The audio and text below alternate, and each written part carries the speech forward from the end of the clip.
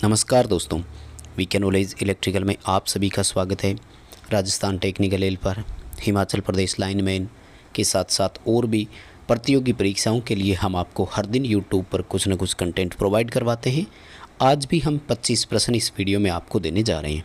Complete video को last तक ज़रूर देखना। हमारे चैनल से आप पहली बार जुड़े हैं या अभी तक सब्सक्राइब नहीं किया हुआ है तो चैनल सब्सक्राइब ज़रूर करें। इसी तरह का कंटेंट हम आपको चैनल पर प्रोवाइड करवाते हैं। हमारी वेबसाइट electricalvk.net पर आप विज़िट करें, आपको वहाँ भी क्वेश्चन पढ़ने को मिल सकते हैं। टेस्ट क्विज़ आप वहाँ भी अटेंड कर सकते हैं। PDF डाउनलोड वहाँ से आप कर सकते हैं। हमारा एंड्रॉयड ऐप डाउनलोड कीजिए। ऐप में भी हम हर मंडे फ्री में प्रैक्टिस टेस्ट लेते हैं, उसे आप अटेम्प्ट कर सकते हैं। प्रतियोगी परीक्षाओं के लिए हम आपको वहाँ पर पेड कोर्स भी प्रोवाइड करवाते हैं, आप चाहें तो उसे भी ले सकते हैं। आइए दोस्तों, आज के प्रश्नों से शुरू करते हैं। कोशिश कीजिए क्वेश्चन को हिंदी इंग्लिश में टाइप करने के लिए। जनरली इंग्लिश वाला ही आपको दिखाएंगे ताकि सभी बच्चे समझ सके। हिंदी में आपको एक्सप्लेन कर देंगे। आज का नंबर 1 क्वेश्चन आपकी स्क्रीन पर है दोस्तों। कमेंट करके प्लीज़ मुझे बताएं ज़रूर आपको क्वेश्चन कैसे लगे, और पसंद आए तो लाइक किया करें। बहुत सारे बच्चे ऐसे हैं जो लाइक वाला बटन नहीं दबाते हैं। प्लीज़ मोटिवेट हमें भी करें। लाइक्स की संख्या बढ़ती है तो हम जल्दी आपको और कंटेंट प्रोवाइड करवाते हैं। देखो क्वेश्चन नंबर 1 क्या कह रहे हैं कि जब स्लिप का उच्च मान हो तो एक इंडक्शन मोटर में टॉर्क और स्लिप में क्या संबंध होता है। दोस्तों, दो बातें होती है, ध्यान रखना। जब स्लिप का मान उच्च हो यानी स्लिप हाई हो तो टॉर्क स्लिप के व्युत्क्रमानुपाती होता है, और जब स्लिप का मान लो हो तो टॉर्क स्लिप के समानुपाती होता है। यानी यहाँ से दो बातें आपको समझनी है दोस्तों।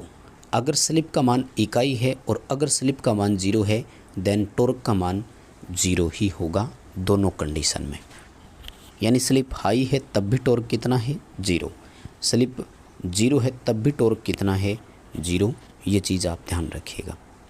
ए ऑप्शन अभी फ़िलहाल के लिए सही रहेगा। इन्वर्सली प्रोपोर्शनल टू स्लिप यानी स्लिप के व्युत्क्रमानुपाती होता है। सेकंड सवाल आपकी स्क्रीन पर, हालांकि ये सिंपल क्वेश्चन है, इसमें ज़्यादा कोई है नहीं, लेकिन इसमें से क्वेश्चन पेपर में आता है। साइनसॉइडल वेव फॉर्म जो होती है उसका आकृतिक गुणक कैसे दिया जाता है। आकृतिक गुणक को इंग्लिश में हमने फॉर्म फैक्टर बोला है।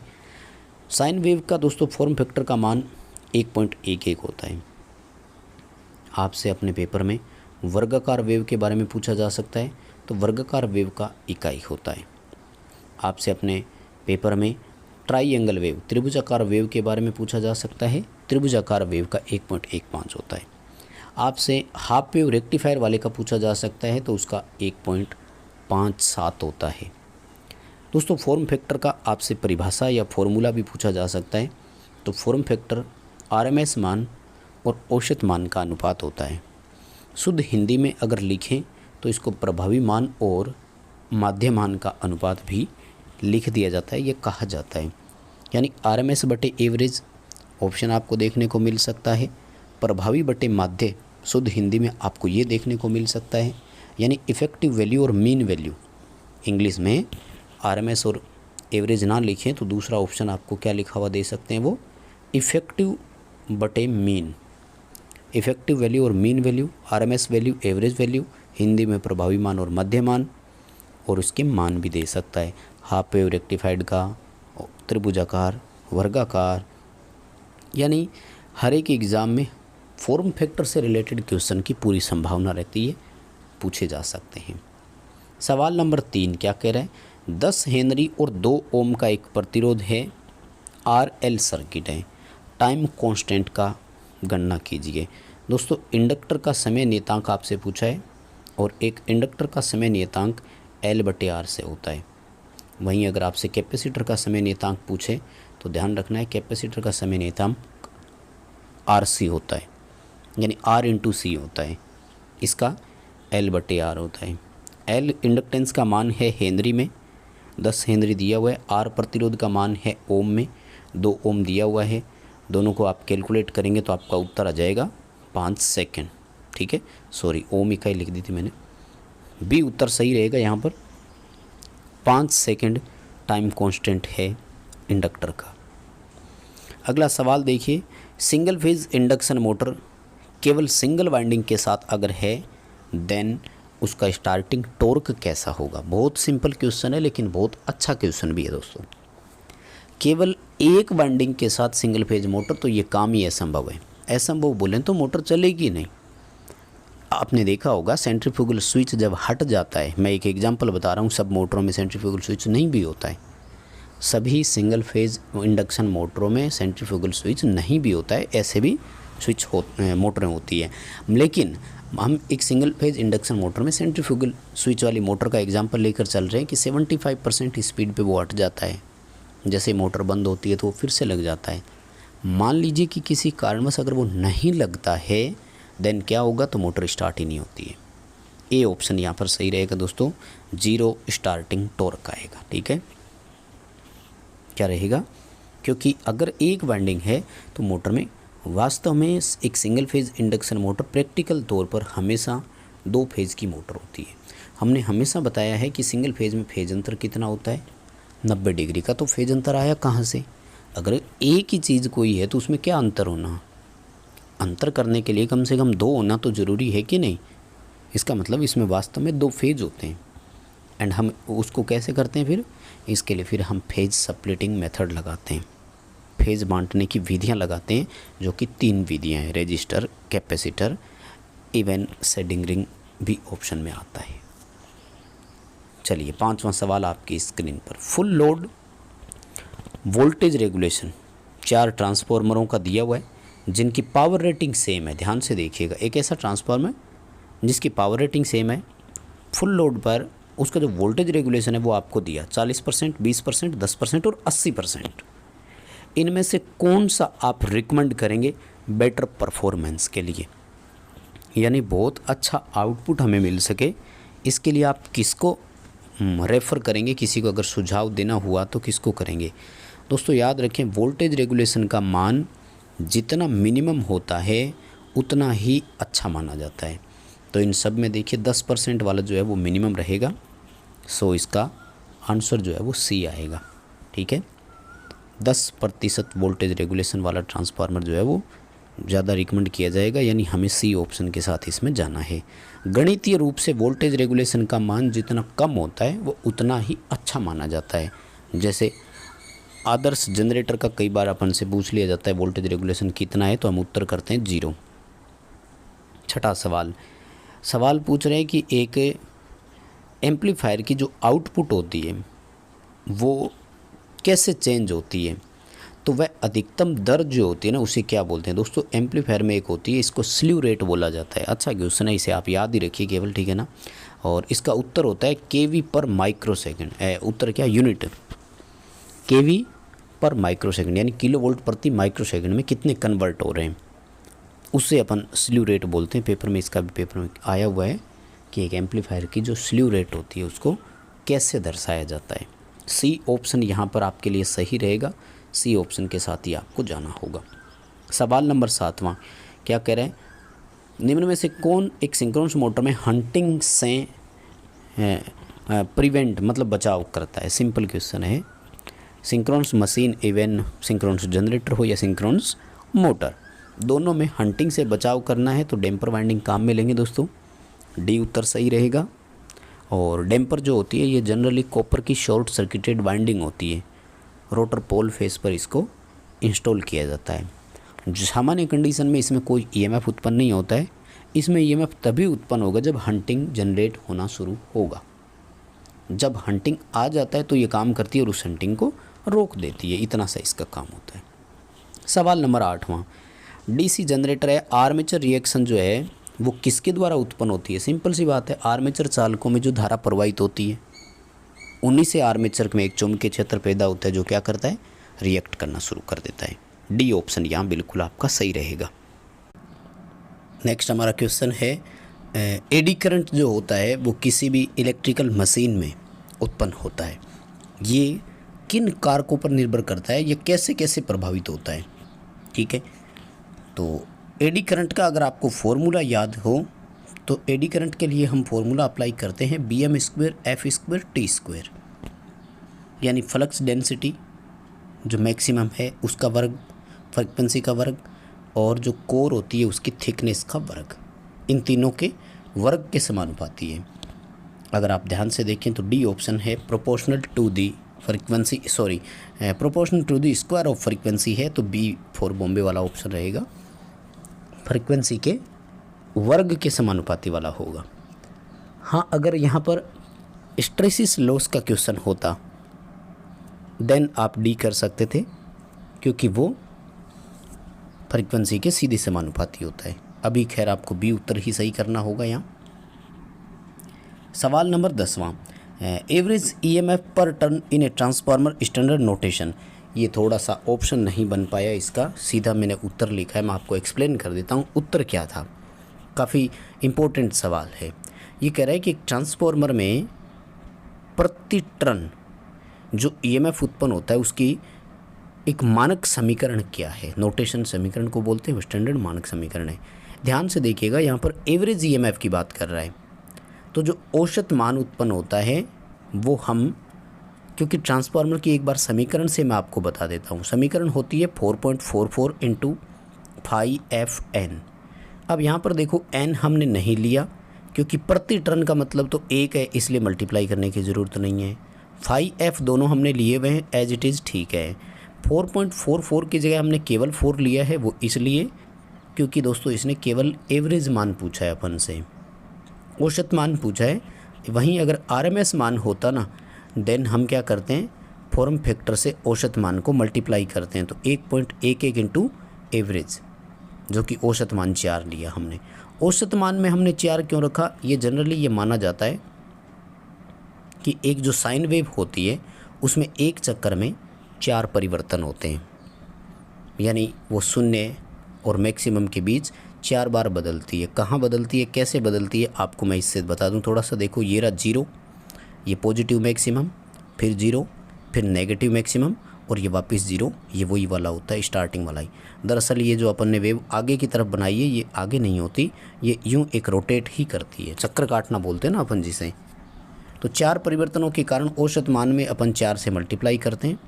4.44 तब रखते हैं जब आपसे कंप्लीट आरएमएस वैल्यू पूछा होता, तब करते। काफ़ी अच्छा क्वेश्चन है ये, इसमें टेस्ट में मैं ज़रूर डालूंगा इसको, और वहाँ पर जब ऑप्शन आएंगे ना आपके सामने तो आप समझ पाएंगे कि इस क्वेश्चन में क्या इंटरेस्टिंग पॉइंट था। क्योंकि जब ऑप्शन सामने दिखते हैं तो बच्चा इस ऑप्शन की तरफ जाता ही नहीं है, सीधा वो 4.44 वाला कर देता है। चलिए 11वां सवाल देखो, आपकी स्क्रीन पर है। 11वां सवाल कह रहा है कि एक सक्रिय घटक निम्न में से कौन सा है। सक्रिय घटक जो होता है वो होते हैं कम्प्लीटली, यूँ अगर अपन शॉर्ट में समझें तो इलेक्ट्रॉनिक्स में उपयोग होने वाला। इलेक्ट्रॉनिक्स में कौन काम में आएगा, ट्रांजिस्टर आएगा। इंडक्टर, रेजिस्टर, कैपेसिटर, ये सारे के सारे निष्क्रिय घटक हैं। निष्क्रिय बोलें तो ये सब के सब पैसिव कंपोनेंट है। देखो 12वां सवाल क्या कह रहे हैं कि जो एलईडी होती है ना, वो एक कंपाउंड मटेरियल से बनती है ना, सेमीकंडक्टर यौगिक उसमें काम में लेते हैं। कैडमियम सल्फाइड के लिए हम किसका उपयोग करेंगे दोस्तों, कैडमियम सल्फाइड को आर से दर्शाया जाता है, ये ध्यान रखना। ए जर्मेनियम का होता है, बी सिलिकॉन का होता है, ठीक है। तो आर इसका आपको सही उत्तर कर देना है।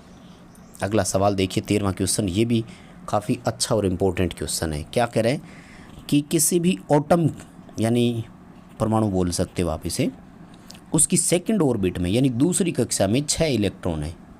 जाहिर सी बात है, पहली कक्षा में कितने होंगे, फिर 2, दूसरी में कितने हैं, 6। इसका मतलब क्या है कि इसमें इलेक्ट्रॉन कितने हैं, 8 इलेक्ट्रॉन है। सवाल पूछा है कि इसका द्रव्यमान 17 है, तो इसमें प्रोटॉन कितने हैं ये बताओ।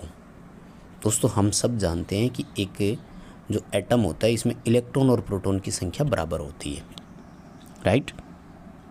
इलेक्ट्रॉन और प्रोटॉन की संख्या कितनी होती है, बराबर होती है।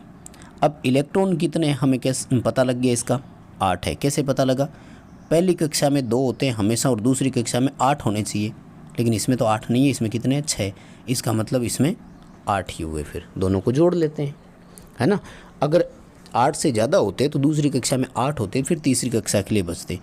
जब इलेक्ट्रॉन 8 है तो प्रोटॉन भी कितने होंगे, 8 ही होंगे। बी ऑप्शन यहाँ सही रहेगा।